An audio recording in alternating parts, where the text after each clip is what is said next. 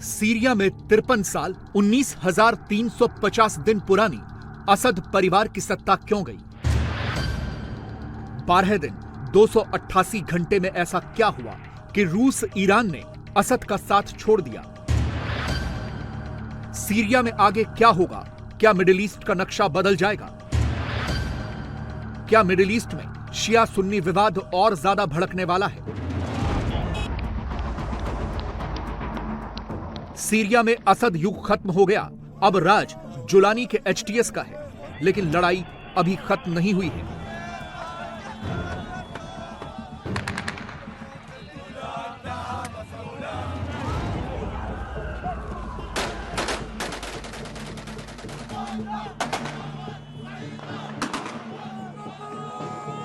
Syria की जमीन पर अब कुर्द बनाम एचटीएस की जंग छिड़ चुकी है। एचटीएस के लड़ाके उन इलाकों पर कंट्रोल ले रहे हैं जहां असद की सेना का भी कंट्रोल नहीं था। रेगिस्तानी इलाका जंग का मैदान बन चुका है।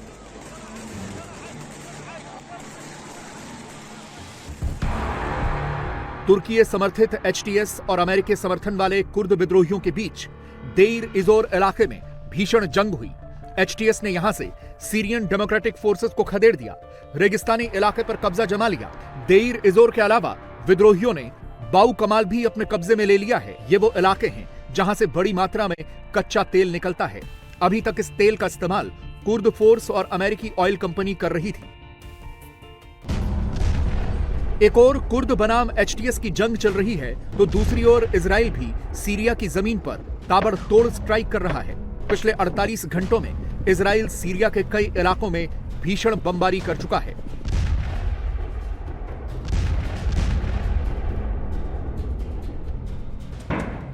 इजरायली फोर्स सीरिया के 480 से ज्यादा आर्मी ठिकानों को तबाह कर चुकी है। गोलान हाइट्स के बफर जोन पर भी कब्जा जमा चुकी है।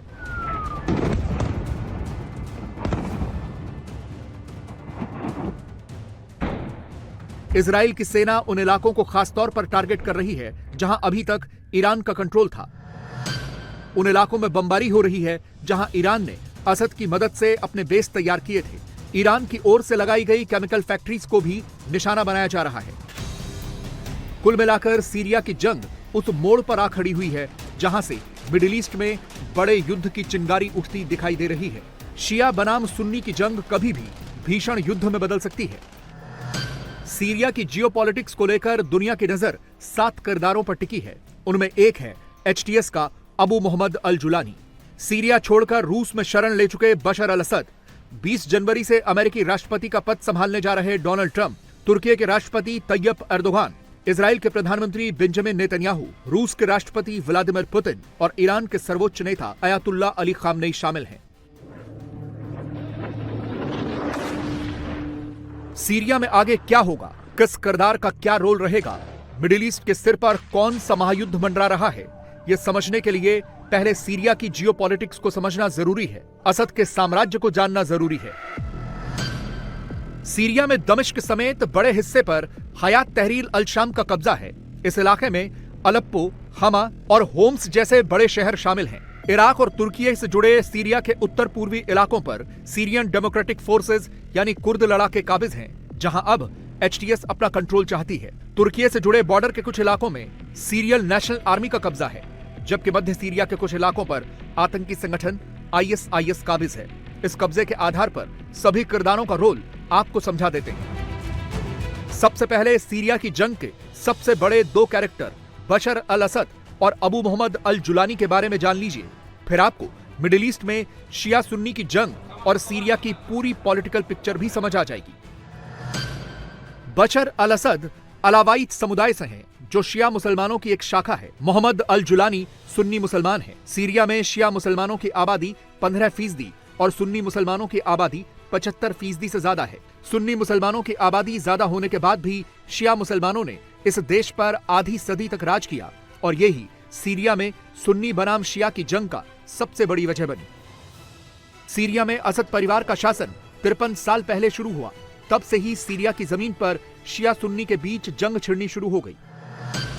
1971 में हाफिज अल असद ने तख्ता पलटकर सीरिया की सत्ता पर कब्जा किया। हाफिज अल असद ने अपने छोटे भाई रिफात अल असद को डिफेंस ब्रिगेड का चीफ बना दिया। हाफिज अल असद को अच्छे से पता था कि सुन्नी बाहुल्य देश में उनकी सत्ता आसानी से चलने वाली नहीं है। इसलिए पहले दिन से ही बशर के पिता ने शियाओं यानी अलावाइट समुदाय को मजबूत करना शुरू कर दिया। हाफिज अल असद के इशारे पर रिफात ने डिफेंस ब्रिगेड में 50,000 अलावाइट को शामिल किया और एक ऐसी फोर्स बनाई जो असद फैमिली के कहने पर कुछ भी कर गुजरने को तैयार रहे, जान लेने और देने में जरा देर नहीं करे। फोर्स में शामिल अलावाइट को सुन्नी मुसलमानों या कहें कि सीरियन फोर्स से 3 गुना ज्यादा पेमेंट दी जाती थी। इस फोर्स ने असद फैमिली के इशारे पर पहला बड़ा एक्शन 80 के दशक में उस वक्त लिया जब मुस्लिम ब्रदरहुड का उभार हो रहा था। तब अलावाइट की सेना ने हमा में मुस्लिम ब्रदरहुड से जुड़े लोगों को चुन चुन कर मार डाला, जेल में बंद सैकड़ों कैदियों को मौत के घाट उतार दिया। इस कत्लेआम के बाद बशर अल असद के चाचा और हाफिज के छोटे भाई रिफात को मुस्लिम वर्ल्ड में हमा का कसाई बुलाया जाने लगा। अलावाइट फोर्स से सीरिया के लोग खौफ खाने लगे। इस डिफेंस ब्रिगेड ने असद परिवार के खिलाफ उठने वाली हर आवाज को बेरहमी से कुचल दिया। सीरिया में जब गरीबी भुखमरी चरम पर थी, तब रिफत के इशारे पर सेना ने असद फैमिली के लिए ब्लैक मनी बनाने का काम शुरू किया। 1976 में सीरिया ने तस्करी का सबसे बड़ा नेटवर्क डेवलप किया। महंगी सिगरेट, शराब, एंटीक आइटम्स, टीवी, वीसीआर जैसी चीजों की तस्करी की जाने लगी। लेबनान में मौजूद सीरियाई सेना के बंकरों का इस्तेमाल तस्करी गोदाम के तौर पर किया गया। सभी बंकरों में ठूस ठूस कर तस्करी का सामान भरा गया। साल 2000 में हाफिज अल असद की मौत के बाद बशर अल असद ने सीरिया की सत्ता संभाली। दुनिया को दिखाने के लिए, खुद की एक्सेप्टेंस बढ़ाने के लिए शुरुआत में बशर अल असद उदारवादी रहा, लेकिन जैसे ही सत्ता पर उसकी पकड़ मजबूत हुई, वो भी अपने पिता वाले ट्रैक पर चल पड़ा, दुश्मनों को बेरहमी से कुचलने लगा। प्रेसिडेंट बशर अल असद इनकी जो पॉलिसी थी और इनके फादर की 54 इयर्स की जो ये बाथिस रिजीम थी, ये काफ़ी डिक्टेटोरियल टाइप रिजीम थी और इन्होंने वहाँ पर इतना मतलब लोगों को रिप्रेस करके रखा हुआ था कि वहाँ के जो लोग थे, आम जनता, सीरियंस, वो फेड अप थे। और जब अरब स्प्रिंग राइजिंग्स हुई थी पूरे अरब वर्ल्ड में, तो 2011 में सीरिया में भी तख्ता पलट की बात हुई थी और ये रिबेल्स ने कोशिश की थी। और उसके बाद 2011 में 2011, 12, 13, 14 तक ये सीरियन प्रेसिडेंट ने काफ़ी भारी मात्रा में वहाँ पर रिप्रेशन किया और यहाँ तक केमिकल वेपन्स भी यूज़ किए गए थे, जिसमें इंटरनेशनल कंडेमनेशन हुआ था। जो ब्रूटल रिजीम थी, लोग उससे नाराज़ थे। और अब है उसके बाद आपको पता है कि जब ये ब्रूटल रिजीम चली है तो 2017 में फिर यूएन सैंक्शंस और यूनाइटेड स्टेट्स के सैंक्शंस थे, तो इकोनॉमिक हालात भी सीरिया की बहुत ख़राब हो गई थी। फिर 2023 फरवरी में जो अर्थक्वेक आया था, उसमें भी इन्होंने कोई ख़ास लोगों की वहाँ मदद नहीं की थी, क्योंकि वो नॉर्थ वेस्टर्न सीरिया के इलाके में थे। तो इससे लोगों का वहाँ गुस्सा और प्रतिशोध इनके खिलाफ था। सीरिया की धरती पर असद ने अपने लिए आलीशान महल तैयार करवाया, दुनिया के कई देशों में महंगी महंगी प्रॉपर्टीज खरीदी। असद ने यूएई के जुमेरा में अरबों की प्रॉपर्टी परचेज की। ओसीसीआरपी की रिपोर्ट के मुताबिक $8 मिलियन का आलीशान घर असद के करीबी बिजनेसमैन के नाम पर, $1.5 मिलियन की प्रॉपर्टी समीर नाम के बिजनेसमैन के नाम पर, $1.2 मिलियन की जायदाद समीर के भाई अमीर के नाम पर $17 मिलियन की प्रॉपर्टी खरीदी गई। पश्चिमी मीडिया की रिपोर्ट्स की माने तो जो दौलत ओसीसीआरपी की रिपोर्ट में दिखाई गई है, वो असलियत में असद फैमिली की जायदाद का छोटा सा हिस्सा है। असल दौलत और लूट का आंकड़ा इससे भी कई गुना ज्यादा है। सूत्रों की माने तो असद फैमिली के पास 200 टन सोना, $16 अरब और 5 अरब यूरो है। रूस में इस फैमिली के पास $2 अरब की प्रॉपर्टी है। मॉस्को के पॉश इलाकों में 20 से ज्यादा अपार्टमेंट्स मौजूद हैं, जिनकी कीमत $40 मिलियन से भी ज्यादा है। असद के महल में लग्जरी गाड़ियों का जखीरा मिला।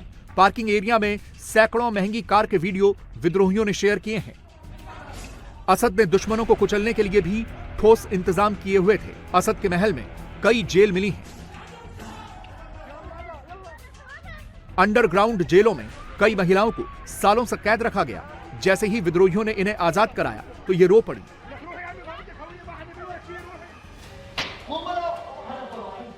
सीरिया में असद परिवार के पास एक नहीं, ऐसी कई जेलें मौजूद हैं जिनका दरवाजा तलाशना तक एचटीएस के लिए मुश्किल साबित हो रहा है। दरवाजा ढूंढने के लिए डॉग स्क्वाड की मदद लेनी पड़ रही है। असद ने खुफिया अंडरग्राउंड जेलों को दुश्मनों की कब्रगाह बना दिया था। असद की बनाई सेडनाया जेल में एक मास कब्र मिली है। इस कब्र में दर्जनों शवों के कंकाल एक के ऊपर एक रखे हुए मिले हैं। बताया जाता है कि असद के दुश्मनों को टॉर्चर के बाद एसिड में घोलकर कंकाल इन कब्रों में फेंक दिए जाते थे।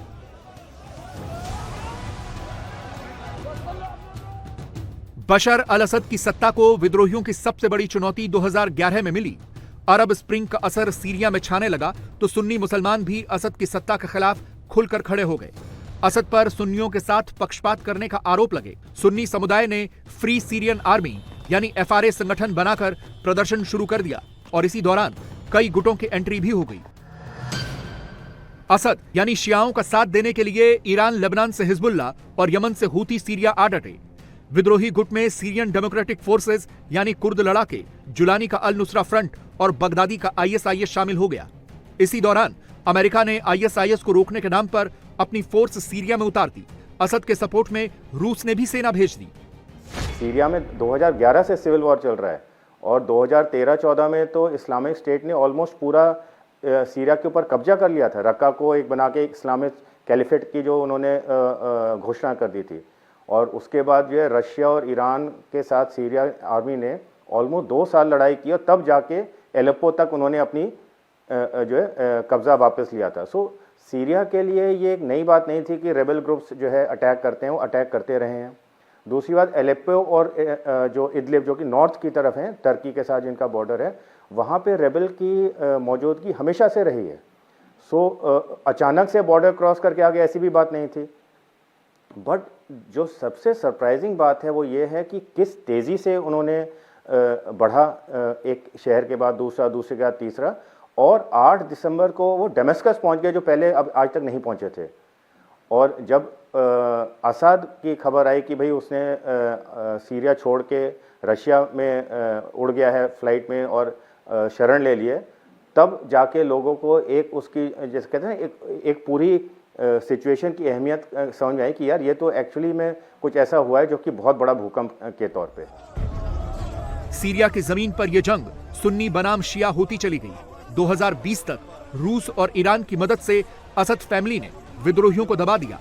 कई शहर उनके कब्जे से छुड़ा भी लिए, लेकिन असद के खिलाफ सबसे बड़ी जंग की तैयारी जुलानी कर रहा था।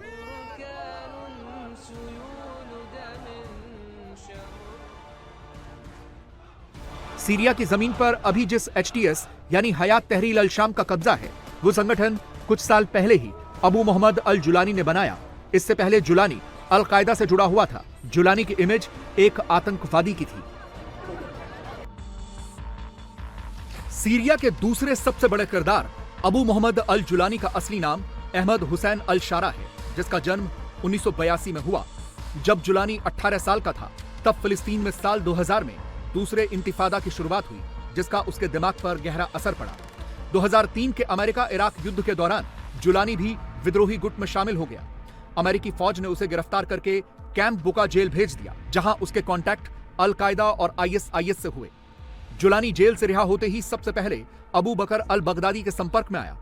अरब स्प्रिंग के शुरुआत के वक्त 2011 में वो महज 6 लड़ाकों के साथ सीरिया पहुंच गया। अल कायदा के समर्थन से जुलानी ने अल नुसरा फ्रंट का गठन किया, जिसमें करीब 5000 लड़ाकों को शामिल किया। इस फ्रंट का मकसद सीरिया में इस्लामिक शासन स्थापित करना था। साल 2013 में जुलानी ने अल कायदा और ISIS से दूरी बना ली। उसने खुद को कट्टरपंथी की जगह राष्ट्रवादी के तौर पर पेश करना शुरू कर दिया। कट्टरपंथी इमेज को खत्म करने के लिए जुलानी ने 2017 में अपने गुट का नाम बदलकर हयात तहरीर अल शाम यानी HTS कर लिया।